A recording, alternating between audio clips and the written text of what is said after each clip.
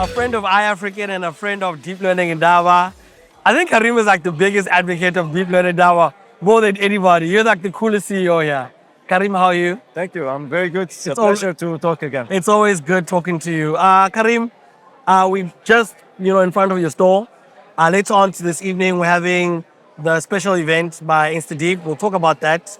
But just let me know, last year, you announced that your office in Rwanda, you're opening it up. Now it's a year later. How has it been in Rwanda? Absolutely. We progressed really well in Rwanda. So we have our team. It's operational. And we're actually going to be having a large event in early October. So stay tuned. Okay. But now, more than ever, very excited to be investing in the African ecosystem, hiring talents. It's in a sense creating the right conditions, the right environment for people to learn, be productive, and make a positive contribution to society. Now, Karim, why Rwanda? Talking about that ecosystem, why did you specifically choose Rwanda as sort of your hub on the continent and expanding it to the rest of the continent? Absolutely, that's a very good question. Because from a sort of like regulatory environment, we have seen that the Rwandan government is among the best out there. So let me give you an example. President Kagame has announced in November last year that any young African in tech coming to Kigali by plane was actually authorized to work, would get his visa very quickly. And so we felt this is exciting because InstaDeep has started on the continent and we have this dream of really building up the next generation of AI researchers, engineers. But in practice, it's very hard to hire young Africans if they are not from the nationality of the office where we are based. In Kigali, it's different. And so we actually tried that and it works. And so this is really super exciting. So more than ever, we are looking forward to hire and create the right environment for people, and notably in Kigali. Now, how does the office in Kigali work and integrate with the other offices like in Europe and all across the world? How do they interrelate to each other? Actually, there is no difference between our offices, where they're also not only Kigali or other, but even Africa versus US versus Europe.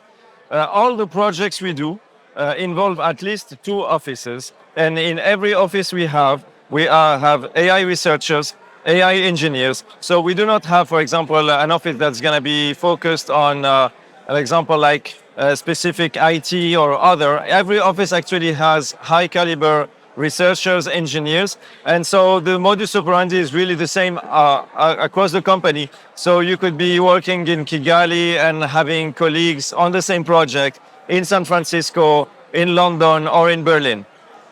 Karim, from last year to this year, over the year, I've seen you doing a lot of media and tours all across Europe, all across America, preaching this gospel of an African AI company.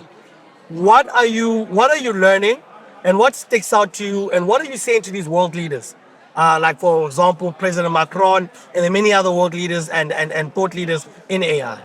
So, as you know, there is a lot of sensitivity towards AI safety, making sure AI, which is a very powerful technology, is actually well used. And my message to many of the leaders I have met, I participated also at the Bletchley Park AI Safety Summit, is that if you want to have real safety, the technology needs to be distributed and being empowering multiple communities across the world, and that in particular Africa is both a must in terms of making sure Africa has its seat at the table where important decisions are made, but it's also a big opportunity. So what we've been preaching, in a sense, is building up a win-win bridge on AI and technology between the continent and other areas in the world. And I have to say, this message is actually resonating very positively. Hopefully, for example, in the upcoming AI Action Summit, what is after Bletchley Park in the UK, this time it will be in France early next year, where we're looking forward to participate in this event,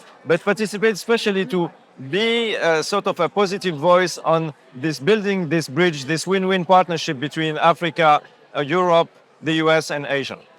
Karim, I have to ask you this question. As one of, it's the early stages of AI. And yes, InstaDeep we're very early days. Very, very early. And InstaDeep is one of the, you guys are the forefront of African AI. when Europeans and Americans see InstaDeep, their perception of Africa and our contribution in that sort of AI race, do they value it? Do they see us as their counterparts? And yeah, I think your thoughts on that would be fantastic. Yeah, in general, like when we tell the story of InstaDeep, people are surprised, but then they get interested. Now, at the end of the day, if you want to make a real impact, it's really through acts, through action. So I'm very proud of the fact, for example, that one of our teams has built the most popular, most downloaded AI genomics model in the world in March this year. It's through this kind of like genuine innovation, which is benefiting not only the continent, but the world, like showing them an Africa majority team can actually do things at a scale and a quality which matches or beats what is done in Silicon Valley, Asia, or Europe.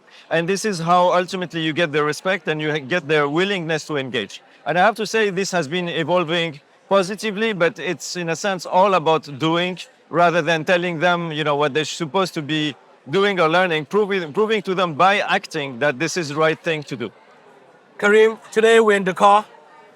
Today is the second day of the Deep Learning Indaba. Later on this evening, we're having an InstaDeep event. Absolutely. And you're invited. Am I invited? Definitely. Definitely we're going to be there. What should we expect?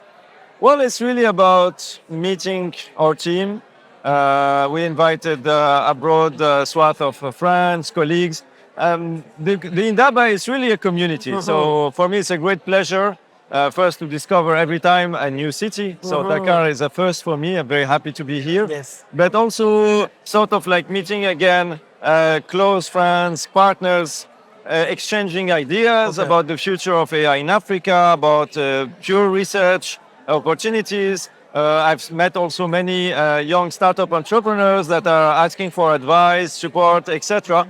So really, like tonight, it's bringing everybody together, being inclusive and having a good time. Karim, these meetups are very expensive.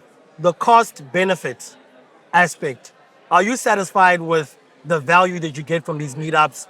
And, you know, once in a year having all these researchers and scholars in Africa, what is the value you extract from that by having these meetups? Absolutely. I mean, historically, InstaDeep has grown and has sort of like had phase changes thanks to the Indaba, notably the Indaba in 2018 in Stellenbosch in South Africa, where for the first time we met world-class researchers, young Africans working at Google, DeepMind, other companies, and this really opened up my mind on the sense of the possible. Yes. So InstaDeep owes a lot to the Indaba, and so as a consequence, we're very proud to be back here. And as you can see in our stand, like there is a lot of interest, but we have also a large team here, which is coming from, of course, all our African offices, but not only. We have people from London, from Paris, from Germany here.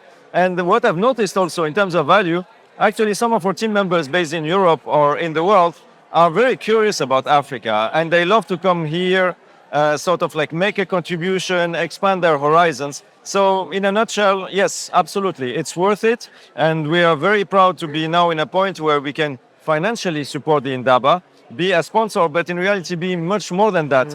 Contribute ideas. We'll have, for example, a hackathon on the sequencing of, say, like African snake venom. And this is something that can have potentially applications to healthcare. So it's all about like pushing the sense of what's possible and doing it in a positive way. And really, yeah, we're looking forward to continued involvement over the years. Bonjour, je m'appelle Matao. I'm practicing my French. Yes, oh, that's very good.